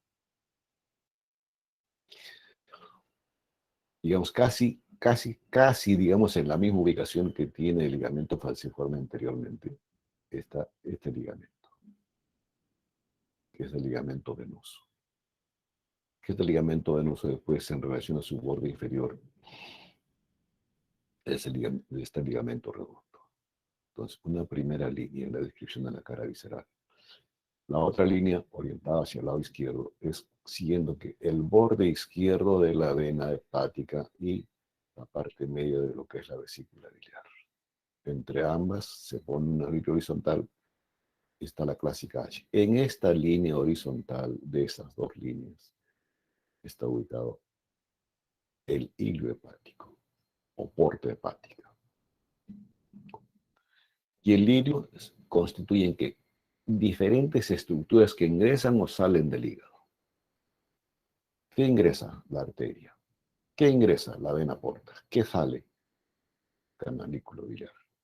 Y obvio lo que sale también son venas suprahepáticas que están acá. Pero esto no es parte conformante del hilo. Esto no es. Ahora, acá hay que agregarle estructura linfonodular. Ahora, ¿qué otras características hay acá? La impresión esofágica, la impresión gástrica.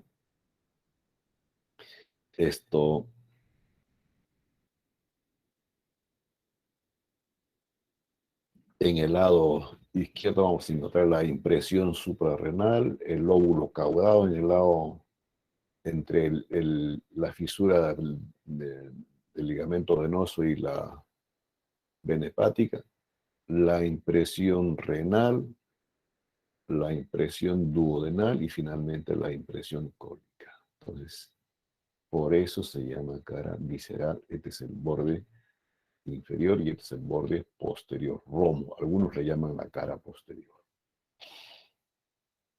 Nuevamente la cara diafragmática para que vean ustedes los ligamentos que ya se les he comentado.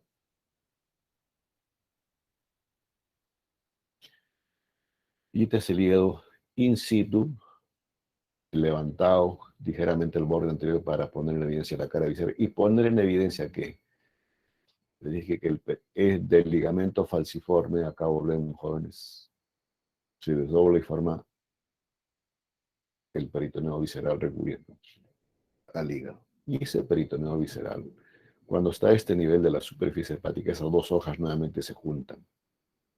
Después de haber, digamos, abrazado así, excepto esta zona. Esta zona no hay peritoneo, se llama el área desnuda del hígado. Se juntan y estas dos hojas peritoneales bajan, una anterior y otra posterior. Todo esto en conjunto se llama el aumento menor, conformado por una porción flácida y una porción densa. Flácida porque esto es más delgado y transparente, y esto es densa o pars venosa porque ustedes saben que aquí hay canalículo biliar, arteria hepática y vena porta, ligamento gastrohepático y hepatoduodenal, que es otro de los elementos de fijación, como les dije, del estómago. Y aquí están nuevamente jóvenes, y este es el contenido. Y cuando esto está adosado a la misma superficie del hígado, recibe la denominación de la placa biliar. Nuevamente lo mismo, jóvenes. Ahora, puede haber variaciones en cuanto a la conformación del hígado. Ahí lo tienen, jóvenes, de las diferentes formas. Y esto es lo que actualmente se maneja de la división del hígado. Segmentos hepáticos, que son 8, que tienen proyección en su cara diafragmática o anterior y también lo mismo en su cara visceral. Y estos diferentes segmentos jóvenes se dicen segmentos porque tienen los mismos elementos que les he comentado para esto. O los vuelvo acá. Todo esto que he comentado de la aporte hepática que ingresa al hígado, lo tiene cada segmento hepático. Y quien dirige o comanda la segmentación hepática, que es una estructura que ya creo que también se los comenté, que es la vena porta.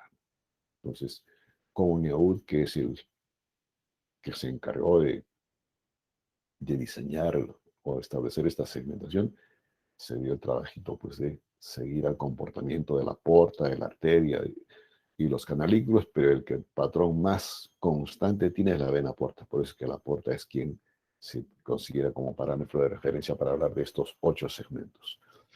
Y la forma práctica de recordar estos segmentos es haciendo un puño, chorgulo acabado, segmento 1, y así lo van identificando ustedes, siguiendo esta denominación.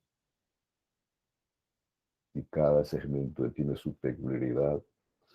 Y aquí está esquemáticamente, esta es la vena porta quien dirige o que se utiliza como parámetro de referencia para hablar de segmentos hepáticos, que terminan en capilares. Y lo que hay dentro de con eso terminamos jóvenes, del hígado es esto, canalículos intrahepáticos, biliares por supuesto, y después los canalículos extrahepáticos que están viéndolo acá, pero esquemáticamente lo voy a mejorar acá así. Terminan externamente los canalículos intrahepáticos a través del hepático derecho, hepático izquierdo, hepático común, y cuando se adosa al conducto cístico que pone en comunicación con la vesícula biliar, recibe recién la denominación de coledo, que tiene una longitud por medio de 7 centímetros. Entonces, esto que voy a señalar, hepático derecho, hepático izquierdo, hepático común y colédoco, es la vía biliar principal. Y la vía biliar accesoria está conformada por la vesícula biliar y el conducto cístico. ¿Y por qué es accesoria? Porque esto se puede extirpar cuando hay patología de este nivel. Y la vesícula biliar como componente tiene un fondo vesicular, el cuerpo vesicular, el cuello de la vesícula y el bacimete o infundíbulo. Y el colédoco, jóvenes, y acá terminamos, tiene diferentes porciones. Supraduodenal, retroduodenal, intrapancreática e intramural. Esas son las diferentes porciones que tiene el colédoco en su recorrido después de la desembocadura del conducto cístico, hasta su desembocadura en la segunda porción del duodeno, que es el esfínter de Oddi, y el esfínter de Oddi lo tienen acá. ¿Puede haber variaciones en la desembocadura del colédoco o el conducto pancreático principal? Sí. Y la patología frecuente es esto, ¿no? La presencia de cálculos dentro de la vesícula, pero también puede haber cálculos dentro del colédoco. Variaciones anatómicas, hay varias, tanto desde el punto de vista conformacional del conducto cístico, fundamentalmente largo, corto, lateral, etcétera, en la región media. Y lo que viene por revisar, jóvenes, es páncreas y vaso. Ya les dije que el páncreas es retroperitoneal. Aquí el páncreas no lo vemos, pero si hacemos una ventana en el aumento menor, sí ya vemos el páncreas, que tiene cabeza, cuerpo y cola. Acá lo tiene. Cabeza, nos hablan de cuello, cuerpo y cola. Va de abajo hacia arriba y de izquierda a derecha.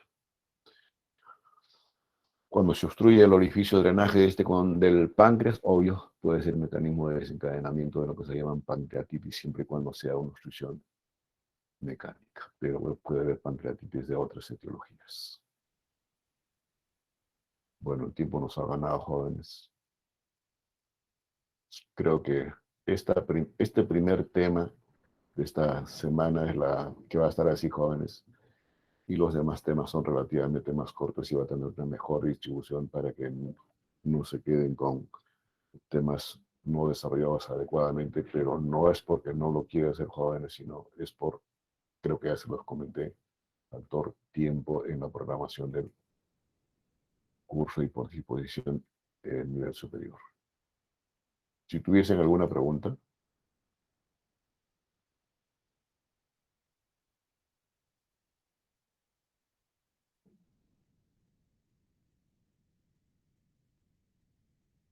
Si tuviesen alguna pregunta.